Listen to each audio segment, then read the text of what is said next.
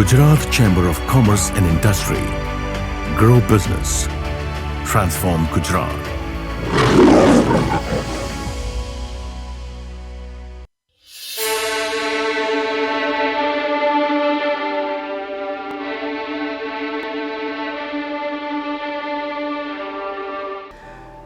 પંચોતેર વર્ષની આ યાત્રામાં મેં એમ કહું કે લગભગ 50 વર્ષ મારા વ્યવસાયમાં તો 50 હજી પૂરા 2 વર્ષ પછી થશે, પરંતુ વિનોદભાઈ, હું અભ્યાસ કાળે મેં જ્યારે મારો કાયદાનો અભ્યાસ શરૂ કર્યો ત્યારથી ઘણું 74થી તો આજે લગભગ 23માં 50 વર્ષ, એટલે આઝાદીના 75 વર્ષમાંથી 50 વર્ષનો હું સાક્ષી રહ્યો છું. મને યાદ આવે છે કે એ 74ના વર્ષમાં જ્યારે હું લૉમાં જોડાયો ત્યારે ભારતની અંદર આવકવેરાનો જે રેટ હતો ને, you will be shocked to listen to that. 1 lakh રૂપિયા ઉપરની આવક હોય તો 97% 97.5% નો ઇફેક્ટિવ ટેક્સ રેટ થતો હતો સરચાર્જ વગેરે સાથે. અને માત્ર આજે તો ખાલી આવકવેરો છે, પણ એ વખતે 1 નહીં, 2 નહીં, 4 ડાયરેક્ટ ટેક્સીસ હતા. તમે વાત કરો તો વી હેડ ઇન્કમ ટેક્સ, મેં કહ્યું આ 97.5%નો મેક્સિમમ રેટ. વેલ્થ ટેક્સ એક હતો, 5% મેક્સિમમ રેટ જાય. ગિફ્ટ ટેક્સ, તમે કોઈને બક્ષિસ આપો તો એ પણ ગ્રેડેડ ટેક્સ રેટ્સ, અને મેક્સિમમ ગિફ્ટ ટેક્સ પણ 55% સુધી જાય. અને કદાચ એ સાંભળીને, નામ સાંભળીને જ તમારા મોતિયા મરી જાય.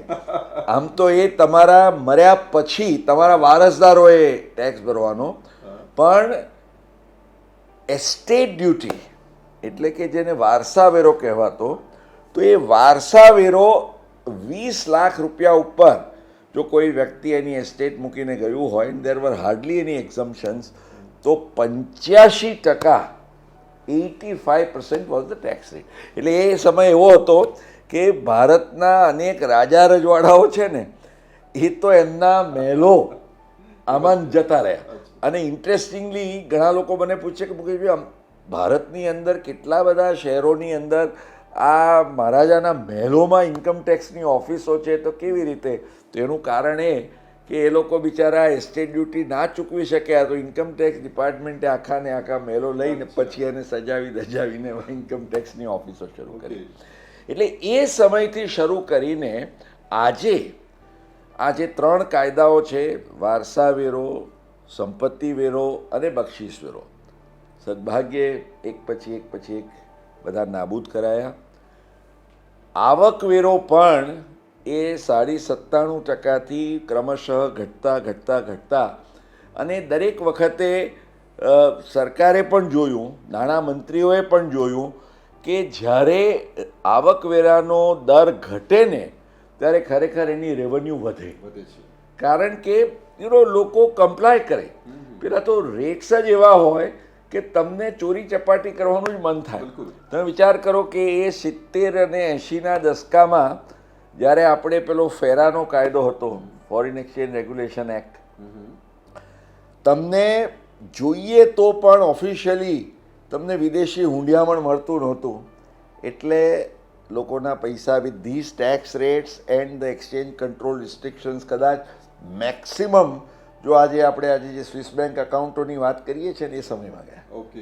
એટલે એ જે દસકો હતો 70નો 80નો, even until the beginning of 90, કે જ્યારે ભારતે, મને લાગે છે કે દેવાના એવા ડુંગરના ભાર નીચે આવી ગયું કે gold had to be, if you recall, flown to the Geneva, to the International Monetary Fund. And that triggered liberalization. એટલે એ લિબરલાઇઝેશનનો જે 91-92નો એરા આવ્યો ને ત્યારથી એમ સમજીએ તો એક નવો માહોલ, એટલે in terms of tax rates et cetera ઘણા બધા સુધાર આવ્યા. અને આજે આપ જાણો છો એ પ્રમાણે 30%નો ટેક્સનો રેટ અને એ પણ 15 લાખ રૂપિયા ઉપરની તમારી આવક હોય સાચી વાત. તો આ 30%. એટલે જે ગ્રેડેડ ટેક્સ રેટ્સ તમારા 3 લાખનું ઇનિશિયલ એક્ઝમ્પશન ગણો, પછી 3 થી 6, 6 થી 9, એ પ્રમાણેના જે સ્લેબ રેટ્સ ગણતા આજે 15 લાખ ઉપર પણ તમે માત્ર 1.5 લાખનો ટેક્સ ભરો છો. એટલે what is your average tax rate? 10%. Correct. So we have seen a sea change. અને આજે એમ કહી શકાય કે ભારતના જે આવકવેરાના દર છે તે are globally competitive. Okay. So that is an interesting fact because તમે કહો છો કે Bharat is the most competitive in terms of the Yes. income tax and જે જર્દી છે તમે કે 1 લાખ ના ઉપર અરાઉન્ડ 90 7.5 થી માંડીને અત્યારે આ અને 30%. એક્ઝેક્ટલી.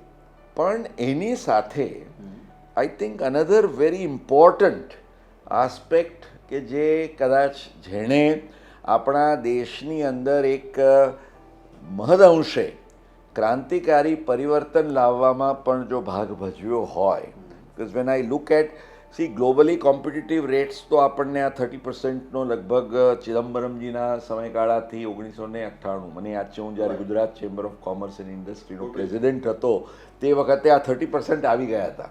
પણ ત્યારે પણ આપણા કરદાતાઓની ઘણી બધી ફરિયાદો હતી કે અમારે રિટર્ન ભરવાનું હોય તો કાઠું પડે, પેલો ચોમાસાનો સમય હોય, છત્રી લઈને પેલો ઊભો હોય ત્યાં ઓફિસે એનું રિટર્ન દાખલ કરવા જવા માટે, વરસાદ પડી રહ્યો હોય, લાંબી લાઈનો લાગી હોય, પેલાના રિફંડો આવે, આવકવેરાનું રિફંડ તો તમારું રિફંડ ક્યાં ખોવાઈ ગયું છે તમારે ખોળવા જવું પડે, અને એ પણ તમારું રિફંડ, હકનું રિફંડ, પણ એ પણ મેળવવા માટે તમારે એની કિંમત ચૂકવવી પડે અને કેટલી રાહ જોવી પડે. સાચી વાત.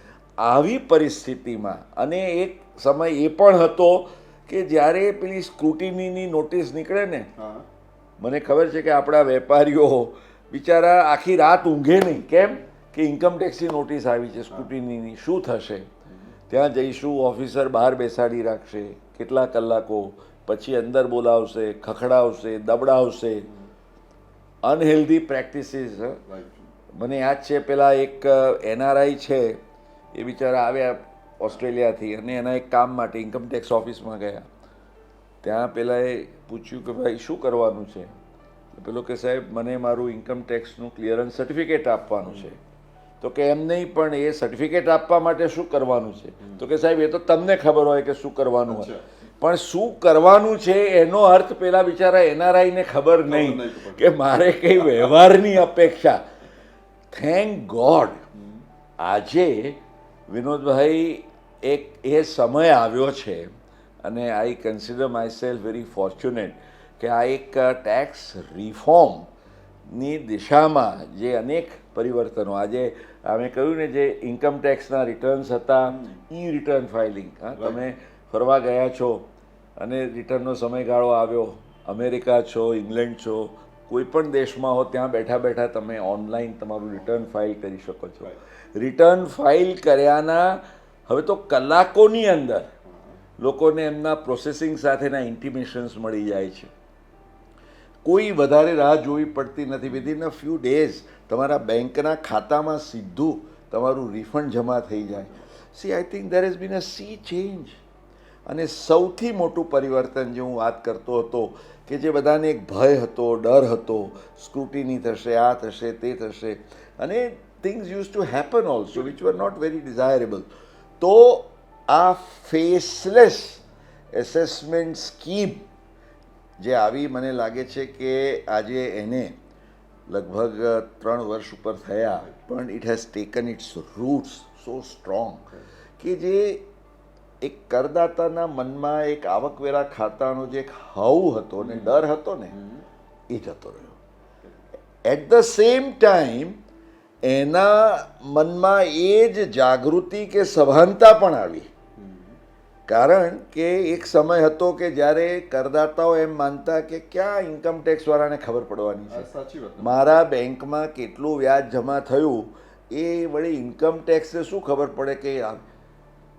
હું ઘણીવાર લોકોને કહું છું કે જે આ 2 વર્ષથી જે એક વન ઓફ ધી આપણે આર્ટિફિશિયલ ઇન્ટેલિજન્સની મારી બધી વાત કરીએ છીએ ને, ત્યારે. આજે AIS annual information statement, I think એણે એક એવી ક્રાંતિ લાવી દીધી કે જો એક નાનકડો દાખલો આપને હું આપું કે આપણે ત્યાં અમદાવાદની જ વાત કરીએ કે ભારતના કોઈ પણ શહેરમાં વાત કરીએ તો ટ્રાફિકની જે સમસ્યા હતી એના માટે લોકો શું કરે, એટલે 4 રસ્તે પોલીસને રાખે, સાચી વાત. પોલીસને કોઈ ગાંઠે નહીં, અથવા તો ગાંઠે તો સીધું પોલીસના ખિસ્સામાં કંઈક પડે એના માટે જાય. ટ્રાફિક લાઇટો આવી તો પણ પેલો સિસોટી મારે આ છે તે છે, ત્યાં તો પેલો ભાગી ગયો હોય. બિલકુલ. પરિવર્તન ક્યારે આવ્યું? જ્યારે પેલા કેમેરા આવ્યા. કેમેરાએ ઝડપ્યું કે તમે you have broken the traffic lights. Highway ઉપર પેલી સ્પીડ ગન્સ આવી, ત્યારે આ એક આખું માઇન્ડસેટ જે છે ને જે તમારા ટ્રાફિક સિસ્ટમમાં બદલાયું, એવું જ આ AIS એન્યુઅલ ઇન્ફોર્મેશન સ્ટેટમેન્ટના આવવાથી. કારણ કે હવે હું મારા ટીવીના અનેક કાર્યક્રમોમાં કહું છું કે દરેક કરદાતાએ હવે એ જાણવું જરૂરી છે કે એના વિશે આવકવેરા ખાતું શું જાણે છે. Correct. કારણ કે આવકવેરા ખાતાને જે તમને પણ ખબર ના હોય એવી વસ્તુઓની ખબર છે, ને જો એની તમે ખબર ન રાખો તો એ તમારી ખબર લઈ લે, બરાબર. એટલે આ એક જે વોલન્ટરી કમ્પ્લાયન્સ મેં કહ્યું ને કે એ વોલન્ટરી કમ્પ્લાયન્સમાં there has been a sea change. અને તમે જુઓ કે કોવિડના વર્ષથી, હમણાં જ મેં આ વખતે 164th ઇન્કમ ટેક્સ ડેના પર એક મેં એડિટોરિયલ ટાઈમ્સ ઓફ ઇન્ડિયામાં એક ગેસ્ટ કોલમ લખ્યું, ત્યારે મેં એમાં ઉલ્લેખ કર્યો કે માત્ર 2 વર્ષના સમયગાળામાં, from the Covid to the post કોવિડના સમય, ઓલમોસ્ટ ડબલ, જે 9.5 લાખ કરોડની તે વખતે ઇન્કમ ટેક્સની જે રેવન્યુ હતી, which was less than 10 lakhs, in this 2 years આ 23-24ના બજેટમાં તમે જુઓ તો 18 લાખ કરોડ ઉપરાંત. અને આના માટે આવકવેરા ખાતાએ કોઈ પરસેવો નથી પાડવો પડ્યો. ધીઝ ચેન્જીસ, કારણ કે પહેલાં એ માઇન્ડસેટ શું હતું કે ભાઈ સ્કૂટીની આવશે તો જઈને કંઈક ફોડી લઈશું, અષ્ટમ પષ્ટમ પત્રમ પુષ્પમ કરીને કરી દઈશું. પણ હવે યુ ડોન્ટ નો ફેસલેસમાં કોની પાસે તમે જઈને કરવાના છો. એટલે તમને ખબર છે કે હવે તમે સીધા નહીં ચાલો તો તમે ક્યાંક અડફેટે આવી જશો. હવે જો તમે જે કંઈ બતાવવાનું છે, આજે તમે વિચાર કરો, તમારી નાનામાં નાની વ્યાજની આવક હોય, ડિવિડન્ડની આવક હોય, તમે જે કોઈ કેપિટલ ગેઇન્સ, ભલે એક્ઝેક્ટ ગણતરી તો તમારે કરવાની છે, પણ કેટલા શેરો કે યુનિટ તમે ખરીદ્યા કે વેચ્યા, તમે કોઈ પ્રોપર્ટીમાં રોકાણ કર્યું, વિદેશ પ્રવાસે, everything is known to the government. અને એમને એમ લાગે કે ભાઈ આ જે માણસ ખાલી 2-5 લાખની આવકનું રિટર્ન ભરે છે, એણે આ 2-5 કરોડનું ઇન્વેસ્ટમેન્ટ કર્યું તો આ કંઈ સેટ થતું નથી. Immediately you will get a notice. હવે એક સમય હતો કે જ્યારે ધીસ વોઝ નોટ પોસિબલ, એટલે therefore the taxpayers also took it loose. અને બીજી બાજુએ શું થાય, આવકવેરા ખાતું છે એ દંડાબાજી કરે ત્યારે પેલો પાછો ત્યાં જઈને કંઈક સેટિંગ કરી આવે, એટલે ટેક્સ પેયરના ખિસ્સામાંથી કંઈક જાય, દેશની ટ્રેઝરીમાં તો કંઈ આવે નહીં, કોઈકના ખિસ્સામાં જતું રહે, and the tax revenues would not. હવે જે આ this growing buoyancy in the tax revenues because of voluntary compliance to a very large extent, અને because of these system changes, હું હંમેશા એમ કહેતો કે the right day will come when IT will take care of IT. એટલે information technology for the income tax department. I think આણે it has brought in a sea change. આજે તમે જુઓ કે એસેસમેન્ટ્સ પણ શો કોઝ નોટિસ વગર તમારા કેસમાં કોઈ એડિશન થઈ શકે નહીં. They have to give you a notice. એનાથી એક ડગલું આગળ જઈને તમે એમ કહો કે ભાઈ મારે મારા કેસની રજૂઆત કરવા માટે વિડીયો કોન્ફરન્સિંગ જોઈએ છે. વિડીયો કોન્ફરન્સિંગ તો મળે જ, પણ એનું રેકોર્ડિંગ પણ થાય ને એ પણ તમને મળે. એટલે કાલે ઉઠીને કોઈ કરદાતાએ એમ કહેવું હોય કે ભાઈ મેં આ રજૂઆત કરી હતી પણ એને સાંભળ્યા વગર મારા કેસમાં થયું, તો he has got a base. એટલે જે ટ્રાન્સપેરન્સી કહીએ, જે આપણે હંમેશા એક ચેમ્બર ઓફ કોમર્સના દૃષ્ટિકોણથી ઇઝ ઓફ બિઝનેસની વાત કરીએ છીએ, જે વોલન્ટરી કમ્પ્લાયન્સને પ્રોત્સાહન મળે એના માટેના જે બહુ જ જેને કહીએ કે નક્કર પગલાં, તો over all these years Vinodbhai બહુ જ આનંદની વાત છે કે these things have started happening. Not to say that there are no problems anymore. હજુ પણ ઘણા બધા ઇરિટન્ટ્સ છે, મુશ્કેલીઓ છે, કરદાતાઓની ઘણી બધી ગ્રીવન્સીસ પણ છે. બટ ધેન હું હંમેશા કહું છું કે માના કે હર ज़मीन को गुलजार न कर सके, कांटे तो कुछ कम कर गए गुजरे जिधर से हम. એટલે બધી જગ્યાએથી તમે કંઈક ફૂલો જ પાથરી શકો એવું ના બને, પણ તમારા માર્ગમાંથી કાંટાઓ પણ દૂર થાય. તો હું માનું છું કે in this journey of 50 years about which you are talking to me, we have been able to remove a good number of thorns.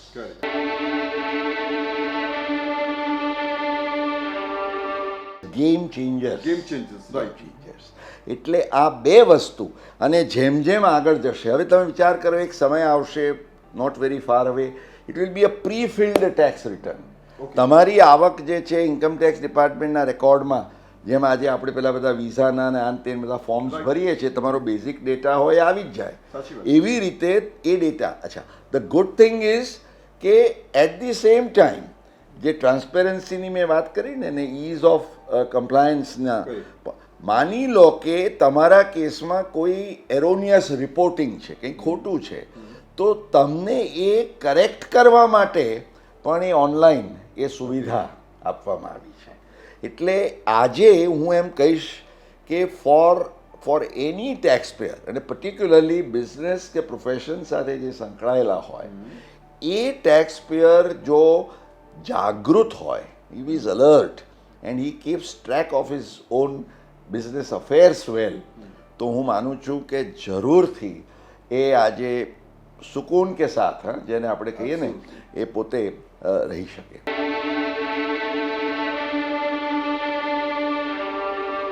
દાખલા તરીકે આજે તમારો 2 કરોડ રૂપિયા સુધીનો વકરો હોય ટર્નઓવર, અને જો ઇન્કમ ટેક્સ ડિપાર્ટમેન્ટ એમ કહે છે કે ભાઈ તમારે આ બધા ચોપડા રાખવાના, ઓડિટ કરવાની, અમે એના માટેની સ્ક્રુટિની કરીએ, એ બધી જો તમારે જફામાં ના પડવું હોય, ઇવન એડવાન્સ ટેક્સમાં પણ છેલ્લો હપ્તો ભરો એ સિવાય તમને કોઈ નોર્મલ ઇન્સ્ટોલમેન્ટ્સમાંથી મુક્તિ મળે, આ બધા એક પ્રિવિલેજીસ સાથે એક પ્રિઝમ્પટિવ ઇન્કમ સ્કીમ દાખલ કરવામાં આવી છે ઘણા વર્ષોથી 44AD હેઠળ ઇન્કમ ટેક્સ એક્ટના, જેમાં એમ કહેવામાં આવ્યું છે કે ભાઈ તમે કેશમાં બિઝનેસ કરતા હો અથવા જેટલો કેશ કોમ્પોનન્ટ હોય તો એ અમાઉન્ટના 8%, ઓછામાં ઓછા 8% ઓર મોર, વોટ એવર ઇટ ઇઝ, અને જો ચેકથી કે ડિજિટલ ઇકોનોમીના માધ્યમો દ્વારા તમારો બિઝનેસ હોય તો 2% ઓછું,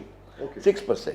એટલે દાખલા તરીકે કોઈનો વકરો આજે 2 કરોડ છે ને એ ચેકનો છે એનો કે ડિજિટલનો બિઝનેસ છે દ્વારા થાય છે, તો એ જો આજે 12 લાખનું રિટર્ન ભરે 2 કરોડના વકરા ઉપર, તો એણે હિસાબો પણ નહીં રાખવાના, ઓડિટ નહીં કરાવવાનું, એને એનું રિટર્ન પણ, જેને સુગમ રિટર્ન કહેવામાં આવે છે, એ એનું રિટર્ન, અને it is such a big relief.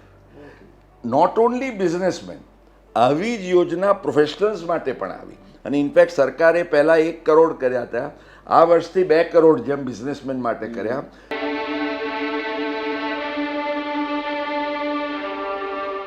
કેશના બિઝનેસમાં એમાં પણ શું છે કે જો જીએસટી વગેરેમાં આવતું હોય તો એને જીએસટી સાથે લિંક થાય, અધરવાઇઝ એ કેશના બિઝનેસમાં ગવર્મેન્ટ ઓલ્સો ટ્રસ્ટ યુ કે ભાઈ તમે એમાંથી જેટલા પૈસા તમારા બેંકના ખાતામાં જમા કર્યા as your cash turnover, so that will be considered for this 8%. પણ એ ફક્ત પ્રોફેશનલ ના એસએમઈસ ના એ બિઝનેસ એટલે 2 કરોડ સુધી. હવે આજે 2 કરોડથી ઉપર હોય તો એમાં પણ ઓડિટની અંદર એ લોકોએ 10 કરોડ સુધી અમુક છૂટો આપી છે, પણ આ 2 crore is the presumptive income scheme. Okay, અને પ્રોફેશનલ્સને માટે પણ મેં કહ્યું 75 લાખ. હવે આજે ઘણા બધા નાના નાના જે પ્રોફેશનલ્સ છે, ડૉક્ટર્સ હોય, લોયર્સ હોય, કે જે લોકોનું તમે માઇન્ડસેટની વાત કરીને, સી માઇન્ડસેટ વોઝ કે આ બધી જફામાં હું ક્યાં પડું, ક્યાં હિસાબો રાખું, ક્યાં આ કરું તે કરું, મને સ્ક્રુટિનીમાં બોલાવે તો શું કરવા, એના કરતાં રિટર્ન જ ના ભરવું. એ થાય છે. યુ સી, એક સમય હતો, મને યાદ છે કે લોકો એમ વિચારતા કે ભાઈ આજે આપણે 10 લાખથી વધારેનું રિટર્ન નહીં ભરવાનું. કેમ? તો કે એ 10 લાખથી ઉપરનું રિટર્ન હોય ને તો સ્ક્રુટિનીની નોટિસ આવે. વિનોદભાઈ, આપને જાણીને આશ્ચર્ય થશે, ફરગેટ ધ સ્મોલ પીપલ. આજે તો because of AI and everything સરકાર કહે છે કે we have are on tracks to check. આજે 100 કરોડના રિટર્ન ભરનાર કંપનીઓના કેસમાં પણ સ્ક્રુટિની નોટિસ વગર એમના કેસમાં એમનું ઇન્કમ ટેક્સનું રિટર્ન પ્રોસેસ થઈને એક્સેપ્ટ થતું જોવા મળે છે.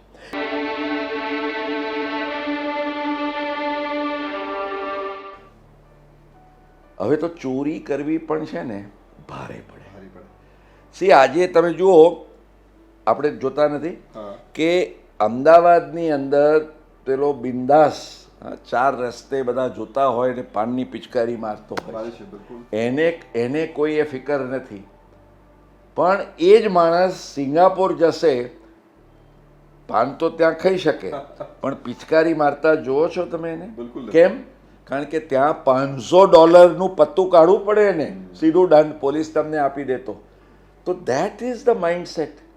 હવે આજે એવું છે કે મેં જે કહ્યું ને કે ચોરી કરવી પણ ભારે પડે, ઇન ધ સેન્સ એમ સમજો કે તમે તમારી કોઈ 2 નંબરની આવક છે કે રોકાણ છે કે ખર્ચ પણ, આજે લોકો મોટા મોટા આલિશાન લગ્નો કરે, અને it's possible for them to track, કે ભાઈ તમે લગ્ન પાછળ આટલો ખર્ચો કર્યો, ક્યાંથી લાવ્યા પૈસા, એનો ખુલાસો નથી. તમે વિદેશ પ્રવાસે ગયા હતા ફરવા, ક્યાંથી ખર્ચો કર્યો એનો ખુલાસો નથી. સો આજે અનએક્સપ્લેન્ડ, જેને આપણે અમારી કાયદાની ભાષામાં કહીએ છીએ કે અનએક્સપ્લેન્ડ ઇન્કમ, અનએક્સપ્લેન્ડ ઇન્વેસ્ટમેન્ટ, અનએક્સપ્લેન્ડ એક્સપેન્ડિચર, આમાંની કોઈ પણ વસ્તુ પકડાય અને પકડાવાની પૂરી શક્યતાઓ છે. કેમ? કારણ કે હવે તો તમે જાણો છો એમ કે 2 લાખ રૂપિયાથી વધારે તમારે જો ખરીદી પણ કરવી હોય ને, તો તમે જ્વેલરી સ્ટોરમાં જાઓ, ત્યાં તમે કહેશો કે ભાઈ મને આ સેટ ગમ્યો છે, લો આ 5 લાખની થપ્પી નોટની કાઢી. પેલો કે સાહેબ હું નહીં અડું. કેમ? તમારી વાત, તમે એમ કહો કે હું બેંકમાંથી લાવ્યો છું મારા પૈસા ઉપાડીને. નહીં સાહેબ. કેમ? કારણ કે 2 લાખથી વધારે એના માટે એ સ્વીકારે ને તો પણ એને 100% દંડ થઈ શકે.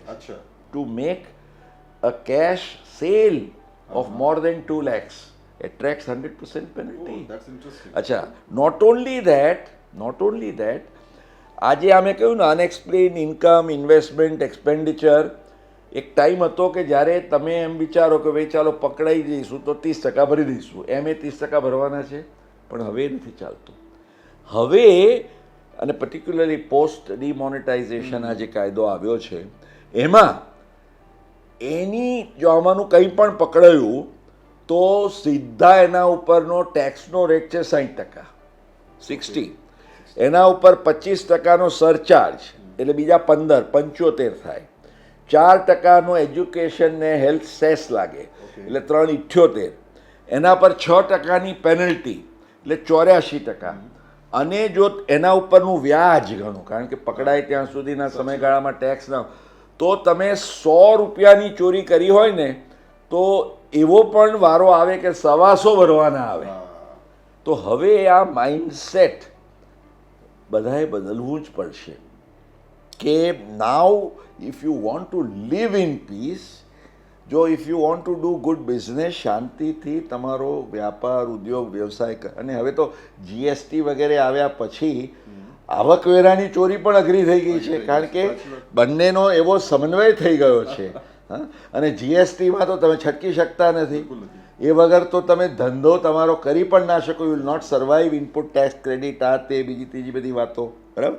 તો હવે as I said the loud and strong message is કે આવકવેરાનો કાયદો પહેલાં કરતાં તો ઘણો બધો સરળ અને આઈ થિંક અપનાવવા યોગ્ય થઈ ગયો છે. એવે વખતે તમે આવું ખતરનાક જોખમ, ખાંડાના ખેલ ખેલવાની વાત હોય એ પ્રકારની mischief I think with the department તમે કરવા જાઓ તો it will be at your own risk and પેરિલ.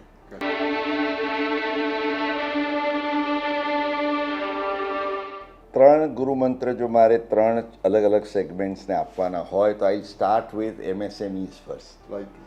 MSMEsને માટે હું એમ કહીશ કે compliance is the key to your success and prosperity. કાયદાઓનું પાલન કરો અને આગળ વધો. કારણ કે તમે જુઓ તો સૌથી મોટા હર્ડલ્સ જે છે ને એ ડ્યુ ટુ નોન કમ્પ્લાયન્સ આવે છે. સો આઈ વુડ સે કે MSMEs અને નાના ઉદ્યોગકારો જો આ કાયદાઓને સમજે, જાણે અને એનું કમ્પ્લાયન્સ કરે તો they can go ahead a long way in the race. વાત કરીએ સેલરીની, પગારદારોની.